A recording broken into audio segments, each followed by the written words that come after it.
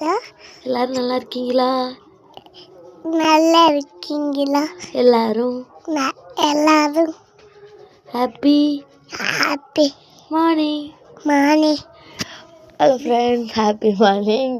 அதாவது இன்றைக்கி ஹரிஸ் உட்காந்துருந்ததுனால சும்மா ஹரிஸ் வச்சு பேச வைக்கலாம் தான்.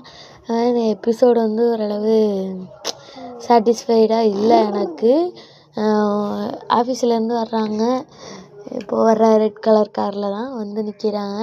விஜய் வந்து சொல்கிறாரு, எதுவும் நீ உள்ளே வந்து டென்ஷன் ஆகக்கூடாது, பேபிக்கு ஏதாவது பண்ணும். அதனால் எல்லாருமே வந்து ஆஃபீஸில் வந்து ஒரு பெயின் மாதிரி காட்டியிருந்தாங்களா, கத்துறதுனால வந்து வயிற்றில் வந்து பெயின் மாதிரி காட்டியிருந்தாங்க. அதனால் பேபிக்கு எதுவும் ஆயிடுச்சான்னு எல்லாருமே கமெண்டில் கேட்டிங்க. அப்படியெல்லாம் எதுவுமே ஆகலை, நல்லா தான் இருக்குது பேபி.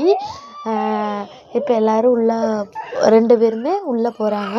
உட்காந்துருக்காங்க எல்லோரும், சித்தப்பா, பாட்டி, தாத்தா, சித்தி எல்லாருமே உட்காந்துருக்காங்க. என்ன பாட்டி மாத்திரை போட்டிங்களா, என்ன தாத்தா சாப்பிட்டீங்களா அப்படின்னு சொல்லிட்டு எதுவுமே நடக்காத மாதிரி நம்ம தலைவர் கேட்குறாரு. உடனே விஜய், என்ன விஜய் இப்படி நம்ம கம்பெனி வந்து இதில் போயிட்டுருக்கு, நியூஸ்லலாம் வருது, வந்து இதெல்லாம் பார்க்குறியா இல்லையா அப்படின்னு சொல்லிட்டு கேட்குறாரு. இல்லை தாத்தா, கொஞ்சம் வந்து பர்சனலாக பிரச்சனையை பார்த்ததுனால என்னால் கவனிக்க முடியல, கண்டிப்பாக நான் வந்து அந்த பிரச்சனையை வந்து சால்வ் பண்ணிடுவேன் அப்படின்னு சொல்லிட்டு விஜய் சொல்கிறாரு. இருந்தாலும் தாத்தா வந்து பேசுகிறாங்க.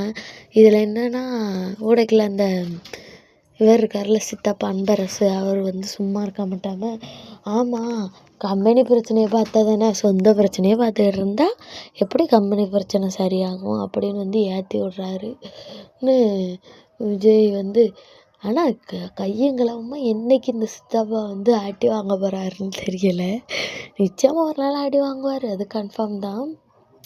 உடனே எப்படியோ வந்து எல்லாருமே விஜய் வந்து சமாளிச்சுட்டு அப்புறம் நர்மதா வந்து, அம்மா எனக்கு வந்து ஹாஸ்டலில் இருக்க பிடிக்கல, வீட்டில் இருந்து நான் போகிறேனே அப்படின்னு. என்னடி இப்படி சொல்கிற, ஹாஸ்டலில் தானே பிடிக்கும்னு சொல்லுவேன், இப்போ என்ன அங்கேருந்து போகணுங்கிற, இரு நான் பார்க்குறேன், சீக்கிரத்தில் நீ வீட்டிலேருந்து போகிறதுக்கு நான் வந்து வழி பண்ணுறேன் அப்படின்னு சொல்கிறாங்க.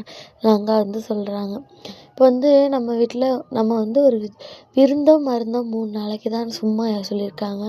ஒரு வீட்டில் போய் நம்ம இருந்தானா ஒரு 3 நாள் இருக்கலாம், அதுக்கு மேலே வந்து யார் வீட்லேயுமே நம்ம வந்து இருக்க முடியாது. அதே மாதிரி தான் கங்கா வந்து இந்த பிரச்சனையெல்லாம் பார்த்துட்டு பேசுகிறதெல்லாம் பார்த்துட்டு போய் அவங்க அம்மாட்ட, எத்தனை நாளைக்காக அங்கேயே இருக்கிறது, நம்மளால அவங்களுக்கும் பிரச்சனை, அவங்க வந்து வெளியே சொல்லிக்கலை, இருந்தாலும் நம்மளுக்கும் ஒரு மனசு வேண்டாமா, அப்படி அவங்க கஷ்டப்படுறாங்களேன்ட்டு யோசிக்கணும்ல, நம்ம சீக்கிரமாக அங்கேருந்து போவோம் அப்படின்னு சொல்லிட்டு பேசிகிட்ருக்காங்க. உடனே விகாசின்னு தான் காட்டினாங்க. எவ்வளோ தான் டென்ஷனாக இருந்தாலும் நம்ம கொஞ்சம் ஜாலியாக இருப்போமே அப்படின்னு தான். நம்மளுக்கெல்லாம் ஓரளவு விகாசின்னு வச்சா தானே நமக்கு கொஞ்சம் மைண்டு ரிலாக்ஸ் ஆகுது, ஆனால் பைத்தியம் பிடிச்ச மாதிரி ஆயிடுது. எனக்கெல்லாம் அப்படி தான் ஆகுதுப்பா. உடனே தலைவலிக்குதுன்னு வழக்கம் போல் சொல்கிறாரு, ஒரு டீ போட்டு கொண்டு வரியா அப்படின்னு. உங்களுக்காக செய்கிறதுக்கு தானே நான் இருக்கிறேன் அப்படின்னு சொல்லிட்டு காவேரி சொல்லிட்டு போய் டீ போட்டு வராங்க. பிரச்சனைலாம் யோசிச்சுக்கிட்டு இருக்காங்க காவேரி ஏன் அந்த பிரச்சனைலாம் யோசிச்சுட்டு இருக்கீங்க, விஜய் வந்து எப்படி சால்வ் பண்ணிடுவார். எனக்கு என்னென்னா, ஒரு வேளை சிவில் இன்ஜினியரிங் படிச்சிருக்கேன்னு சொல்லி வேறு சொன்னதுனால நீங்களும் அப்படி தான் நினைக்கிறீங்கன்னு நினைக்கிறேன்.